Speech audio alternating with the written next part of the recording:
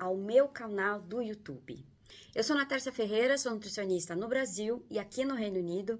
E o tema que eu escolhi para falar de uma série de 4 aulas para vocês é o ganho de peso na gestação de gestantes gemelares, ou seja, aquelas que vão ter 2 ou 3 ou mais filhos em uma única gestação. E quero começar dizendo para vocês que é um tema pouco abordado, na verdade, porque a gente tem uma carência de dados sobre pesquisas e estudos em gestantes que têm mais de um filho numa mesma gestação. A gente tem um pouco de carência de dados em relação ao ganho de peso, né, que eu vou trazer um pouco dessa abordagem para vocês, em relação à quantidade de calorias que essa gestante precisa consumir, né, e também em relação à questão de macro e micronutrientes importantes, né, durante essa fase, que são essenciais, no caso aí a suplementação de vitaminas e minerais. Então a gente tem um pouco de carência nessa área, mas eu achei importante trazer justamente por isso, porque os dados que a gente tem, as informações que a gente tem,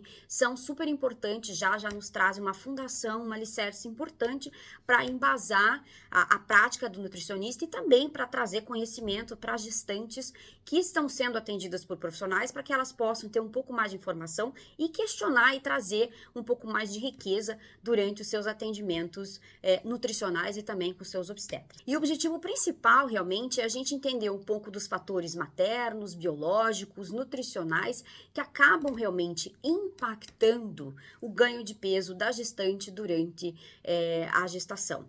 Durante muito tempo, a ciência vem pesquisando o impacto da dieta materna, do ganho de peso da gestante na qualidade de vida desse bebê. Não só em relação ao peso ao nascer, mas como que esse indivíduo vai crescer e vai se desenvolver ao longo de sua vida, né? Então, desde sempre, né, principalmente o Instituto de Obstetrícia e Medicina dos Estados Unidos e o Royal College de Ginecologia e Obstetrícia aqui do Reino Unido, são órgãos importantes que regulam, né, as diretrizes para o ganho de peso da gestante, né, das gestantes como um todo.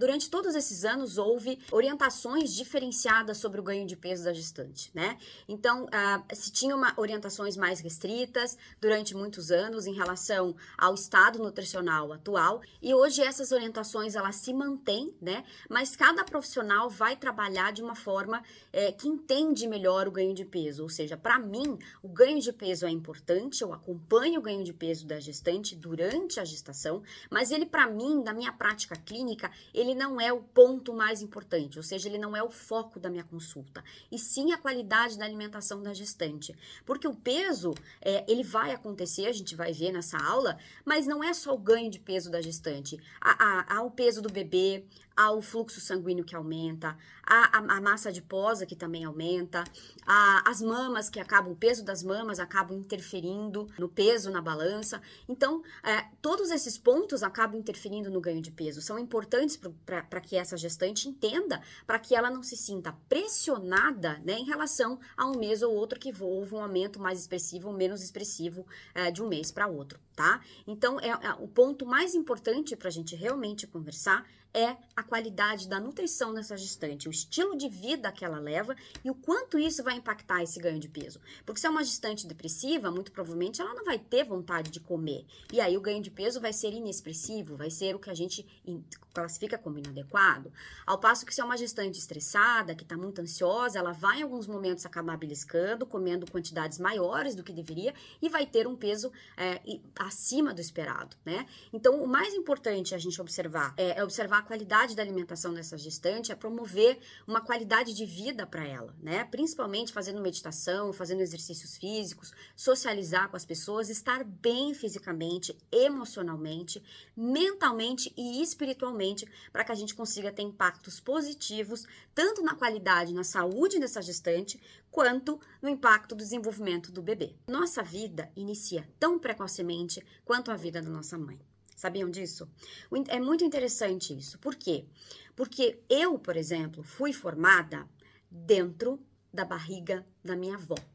Ou seja, numa gestação de uma mulher, uma gestação feminina, de um feto feminino, os óvulos que vão gerar uma futura gestação já são formados dentro da barriga daquela avó. Então, a qualidade de vida da minha avó, na época, impactou na formação dos óvulos da minha mãe, que porventura 30 anos depois, né, que minha mãe me teve, né, engravidou com 30 anos, 30 anos depois impactaram na forma como eu fui gerada e na forma como eu nasci, né. Claro que isso também é fruto do estilo de vida que a minha mãe teve, que foi um estilo de vida muito saudável, a minha avó na época tinha um estilo de vida muito saudável também, e isso impactou numa gestação saudável, tranquila e um nascimento tranquilo também. Ao passo que nós precisamos entender essa informação, como que as futuras gerações vão impactar nos futuros nascimentos que nós vamos ter daqui para frente. Porque nós sabemos, estamos vivendo um estilo de vida muito questionável. A dieta ocidental, né, ela é rica em gorduras saturadas, em alimentos ultraprocessados, em doces, em refrigerantes, chocolates, etc. E uma carência de atividade física, um excesso de cigarro, noites mal dormidas, a associação ao uso de plásticos de forma exacerbada, isso vai impactar em formações, em malformações, muito possivelmente, de crianças, de feto, ou seja, crianças nascendo com mais problemas em relação a malformações, e também as pandemias, né, os vírus que nós estamos vivenciando, e isso pode também impactar de alguma forma. Então, para a gente começar a pensar sobre isso, é importante a gente entender a importância de se preparar para uma gestação, de se preparar para um quadro de fertilidade, né? Então, quando um casal decide engravidar, a gente recomenda um mínimo de 3 meses antes após a fecundação ou a fertilização in vitro, né? Se for uma gestação concebida de forma natural ou de uma forma de fertilização in vitro, a gente recomenda um mínimo de 90 dias de acompanhamento, né? Para que a gente consiga fazer algumas mudanças na qualidade de vida desse casal, e não é só da mulher, é do casal, para que a gente consiga ter resultados gestacionais positivos. A gente tem um conceito interessante que é os primeiros 1000 dias de vida do bebê, que tem uma relação com a gestação, o primeiro ano de vida e o segundo ano de vida. E mais recentemente, a ciência vem trazendo terminologias diferentes que se relacionam, por exemplo, com 1.100 dias do bebê, ou seja, que vai 270 dias da gestação, 365 dias do primeiro ano, mais 365 dias do segundo ano, somado aos 90 dias que a gente recomenda de preparação. Então, a gente pode dizer que uma gestação, ela tem 4 trimestres, ou seja, os primeiros 90 dias de preparo para engravidar, o primeiro trimestre de gestação, o segundo trimestre de gestação e o terceiro trimestre. E se a gente for pensar em amamentação, a gente pode considerar ainda que existem 5 trimestres. Por quê? Porque o primeiro trimestre após o nascimento a gente chama de esterogestação, ou seja, o bebê ainda não entendeu que ele nasceu, ele precisa daquele suporte, daquele cuidado, daquela presença da mãe o tempo todo para que ele cresça, para que ele se desenvolva, e principalmente a sua parte neuronal, né? Porque o amor, o cuidado, eles ajudam no crescimento e desenvolvimento do bebê. E aí nós entramos num ponto interessante. Pensando em cuidado, pensando em carinho, pensando em nutrição, em estilo de vida, se não é possível a gente mudar a história pregressa dos nossos familiares, pensando que os nossos antepassados tiveram um estilo de vida errado, não se alimentaram corretamente, não faziam exercício, o consumo de álcool era exagerado, havia um consumo de fumo, né, exacerbado, por exemplo, que na década de 70, 80, o consumo de cigarro era muito alto, ainda existe, né, e nesse país onde eu vivo, aqui no Reino Unido hoje, o consumo do álcool e o cigarro é muito alto, constantemente, a gente vê até crianças, né, agora associando o consumo do cigarro elétrico, né, do vape chamado. Então, a gente precisa entender que se a gente não consegue mudar a história pregressa dos nossos familiares, a gente precisa mudar essa história atual, ou seja, a história da formação desse feto.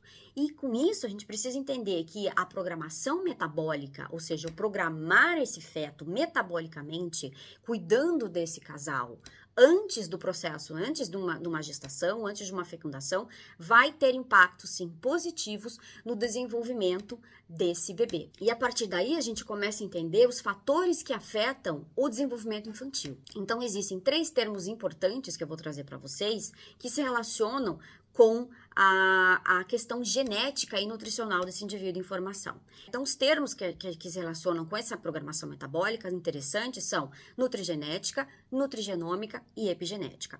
Então, a nutrigenômica é como os compostos alimentares reagem com o DNA.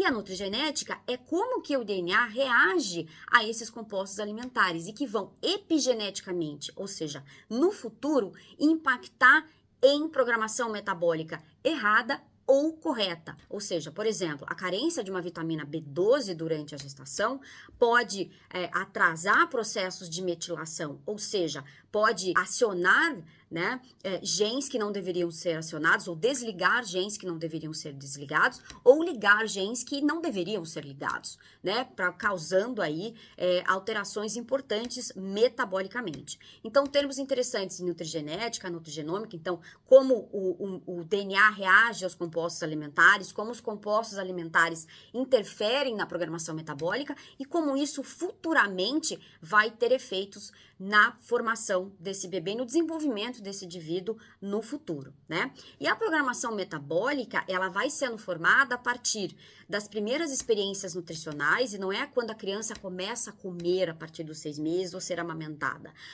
e sim com relação aos nutrientes que a criança recebe no ambiente intrauterino que ela se encontra, ou seja, a dieta materna, a suplementação multivitamínica e mineral que essa mãe faz, principalmente como está o estado nutricional dessa mãe, como estão esses óvulos, como está a reserva ovariana dessa mãe, como está o esperma desse pai, porque a gente precisa lembrar que o encontro de um óvulo com um espermatozoide vem 26 cromossomos do pai e 26 cromossomos da mãe. Então, como está essa carga genética desses indivíduos e que vai ser passado para a prole e para as futuras gerações? Além disso, a exposição ambiental a que esse feto está sendo submetido. E não só isso, em que ambiente que esses óvulos foram formados, pensando lá no estilo de vida da avó, né? Em que ambiente que esse espermatozoide está sendo formado, né? Pensando que o estilo de vida desse pai, se esse pai tem um estilo de vida em que ele não cuida da sua alimentação, em que ele não faz suplementação, em que ele, por exemplo, coloca o celular no bolso, que isso acaba afetando, sim, tem estudos mostrando que isso pode afetar a formação dos espermatozoides, se ele não faz suplementação de zinco, se ele costuma trabalhar com um computador no colo, enfim, todo um estilo de vida, né?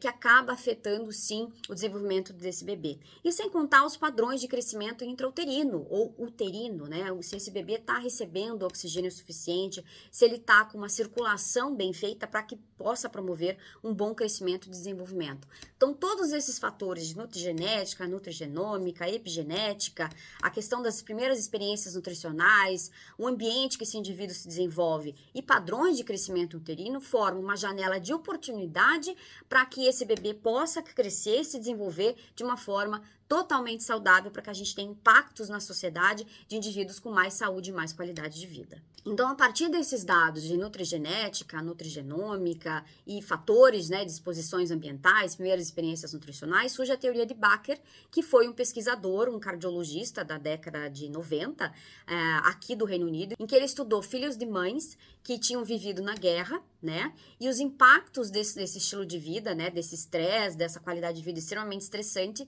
nesses indivíduos que tinham sido gerados nessa época. E ele observou que os indivíduos que haviam sido gerados no ambiente intrauterino, né, de uma forma estressante, com carência de nutrientes, com carência alimentar, eles tinham uma tendência maior a ter problemas cardiológicos. E a partir daí surge a teoria de desenvolvimento fetal, que tem um efeito interessante para a gente entender a importância dos 1.100 dias. Então, uma programação metabólica de 100 dias, né, de preparação mínimo, né, mas ainda assim tem alguns estudos, tem um estudo publicado na Nature, por exemplo, que mostra que 100 dias é um tempo muito curto para que a gente tenha um desenvolvimento interessante no sentido de qualidade de vida materna e paterna. Por exemplo, se a gente deseja que essa gestante, que essa pré-gestante emagreça 20 quilos em 3 meses, vai ser muito difícil a gente conseguir esse resultado.